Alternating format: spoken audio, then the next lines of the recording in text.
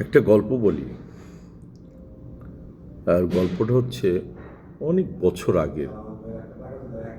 হতে পারে বাস্তব, হতে পারে কাল্পনিক, আপনি যেটা ভাবেন। আর আমি কোনটা ভাবছি তার জন্যই তো ভিডিওতে আসলাম। আর সেই ভাবনাটুকু হচ্ছে, এক দেশের রাজা ছিল।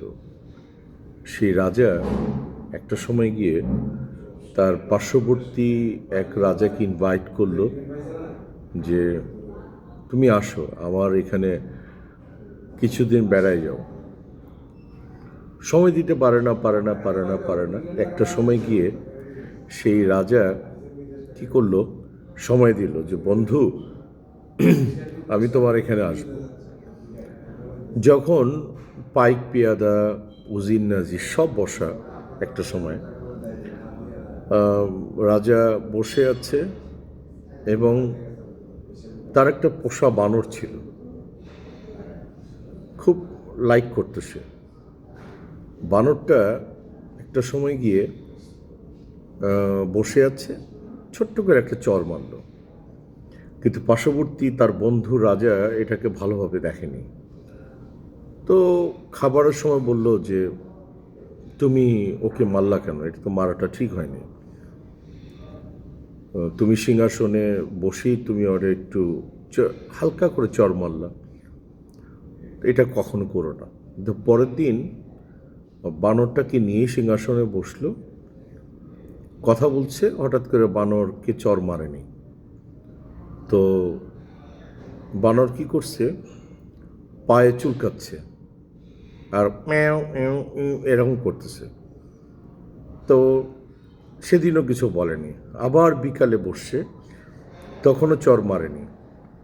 এবং বানর কি করছে, রাজা বলতেছে, এই ইশারা দিচ্ছে, চুপ থাকো। বানর কোনো রকমই চুপ থাকলো না এবং সে কী করলো, তার কোলে উঠে বসলো। তারপরের দিন কোনো চর মারেনি, কোনো কিছু করেনি, কিন্তু কি করলো, এক লাফে তার শোল্ডারে উঠে পড়ল।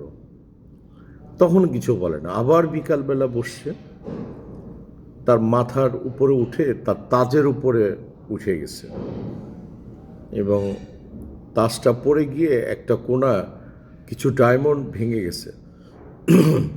তখন কি করলো, বানরটাকে ধরে সে কষায় একটা চর মারল। বানরটা কাঁদতে কাঁদতে বসে পড়ল। তো বলল যে বন্ধু আমি একটু আড়াল থেকে আসি। বন্ধু তুমি এই কাজটা এই কয়দিন কেন করলা? বলে যে দেখো, বানরটাকে ও যেন কোনো ডিস্টার্ব না করার লাই না পায়, তার জন্য ওকে আমি একটু হালকা আদল করে একটু চর মারি। তুমি দেখেছো 3 দিন তুমি প্রতিবাদ করেছো, কিচ্ছু বলিনি, সে কিন্তু আমার তাজের উপরে উঠে গেছে। তো কিছু মানুষ, আপনি বুঝতে পেরেছেন গল্পটা কেন বললাম? তো কিছু মানুষ আপনার জীবনে তাই হতে পারে, এই বান্দরের মতো হতে পারে। তো তাদেরকে তাই করতে হয়। এবং আপনি যদি এইভাবে সুযোগ দেন, ওই বাঁদরের মতোই আপনার প্রথম পা চুলকাবে, তারপরে কোলে বসবে, তারপরে শোল্ডারে বসবে, তারপরে মাথায় উঠে কি করবে। তো এটা বলার মানে ওয়ালাইকুম সালাম, ভালো আছো? আর এইভাবেই হচ্ছে মানুষের জীবন। তো যে পর্যন্ত এই কাজগুলি না করবে, কাউকে আঘাত করবেন না, কাউকে আঘাত করার পক্ষে আমি নাই। বুঝিয়ে বলবেন। আর গল্পটা ভাল লাগলো কি না আমি জানি না, কিন্তু মনে হচ্ছে গল্পটা আপনার সাথে শেয়ার করলাম।